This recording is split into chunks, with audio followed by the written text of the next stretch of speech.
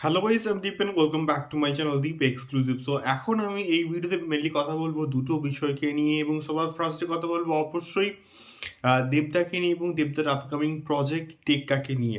So বিষয়টা হচ্ছে এই যে প্রজেক্টটাকে নিয়ে আমি প্রচণ্ড আশাবাদী। তার কারণটা হচ্ছে আমাদের সৃজিত মুখার্জির প্রত্যেকটা ছবিতে না কাস্টিং একটা হিউজ লেভেলে কিন্তু থাকে। তোমরা দেখে নাও, জুলফিকার দেখো, তোমরা রিসেন্টলি রিলিজ হওয়া দশম অবতার দেখো, এবং তার প্রিভিয়াসলি প্রত্যেকটা কাজে কাস্টিং কিন্তু ব্যাপক থাকে, মানে হিউজ লেভেলে কিন্তু অনেক কিন্তু কাস্টিং থাকে।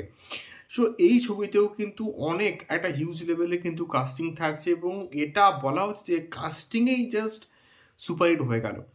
সো বিষয়টা হচ্ছে এইটা, এখনো অবধি কিন্তু আমরা জানতাম যে দেব থাকবে, রুক্মিণী থাকবে, আমাদের পরাণবাবু থাকবে, স্বস্তিকা মুখার্জি থাকবে, টোটা রয় চৌধুরীও থাকবে।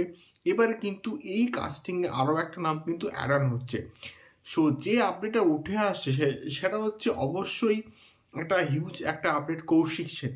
কৌশিক সেন কিন্তু দেবের সঙ্গে প্রিভিয়াসলি কাজ করেছে জুলফিকারে, এবং সেই ছবিটা খুব যে ভালো ব্যবসায়িকভাবে সফল হয়েছে তা কিন্তু নয়, কিন্তু প্রত্যেকটা চরিত্রের চরিত্রায়ন কিন্তু খুব ভালো হয়েছিল, এবং সেখানে কৌশিক সেনকে আমার কিন্তু ব্যাপক লেগেছিল। এবং এই পার্টিকুলার যে টেক্কাতে কিন্তু কৌশিক সেনের একটা খুবই ইম্পর্টেন্ট একটা রোল থাকতে চলেছে, এবং সৃজিত মুখার্জি এবং তার সঙ্গে সঙ্গে পুজো একটা ডেডলি কম্বিনেশন আমি কিন্তু বারবারই বলি। এবং এই ছবিটা যে সুপার হিট হবে এটাকে নিয়ে কোনো রকম সন্দেহ নেই, এটা গ্যারান্টেড একটা সুপারহিট সিনেমা কিন্তু হতে চলেছে। এবারে দেখা যাক নেক্সট আরও আস্তে আস্তে কিন্তু আপডেটসগুলো উঠে আসবে, আহ, এবং সৃজিত মুখার্জি ছবির গানগুলো কিন্তু প্রত্যেকটা ছবির গান কিন্তু মানে প্রচণ্ড ভালো হয়। দেখা যাক কেমন হয় টেক্কা, এবং এই টেককে নিয়ে আমি কিন্তু প্রচণ্ড মানে আশাবাদী, এবং এই ছবিটা সেরা লেভেলের হতে চলেছে, এখন কিন্তু কোনো রকম ডাউট নেই আর। দ্বিতীয়ত আমি কথা বলবো প্রভাসের আপকামিং প্রজেক্ট কালকিকে নিয়ে, এবং কালকিকে নিয়ে একটা হাইপ কিন্তু কন্টিনিউয়াসলি বাড়ছে, এবং আফটার দ্য রিলিজ অফ সালার এবং সালারের যে সাকসেস, তারপরে কিন্তু কালকিকে নিয়ে এক্সাইটমেন্টটা কিন্তু অডিয়েন্সের মধ্যে কিন্তু বাড়ছে।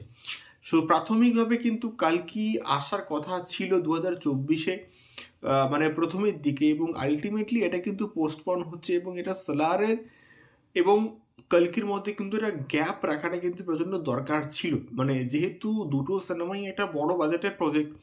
তো সেই জায়গা থেকে দাঁড়িয়ে কালকির এবং সালারের মধ্যে একটা কিন্তু সার্টেন গ্যাপ রাখা হয়েছে, এবং 12 জানুয়ারি কিন্তু কালকির নতুন একটা অ্যানাউন্সমেন্ট আসতে চলেছে, যেটা কিন্তু হতে পারে সম্ভবত 9 মে।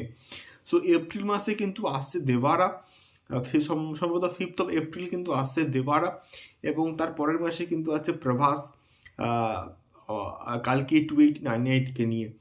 সো দেখা যাক কেমন হয় কালকি 2899, এবং এক্স্যাক্টলি এই দিনেই মুক্তি পায় কিনা সেটাও কিন্তু দেখার মতো বিষয়পত্র হবে। এটা ছিল মেনলি দুটো বিষয়পত্র। তোমাদের কি মতামত এবং তোমরা টেক্কাকে নিয়ে কত আশাবাদী অবশ্যই কিন্তু কমেন্ট বক্সে কমেন্ট করে শেয়ার করতে পারো।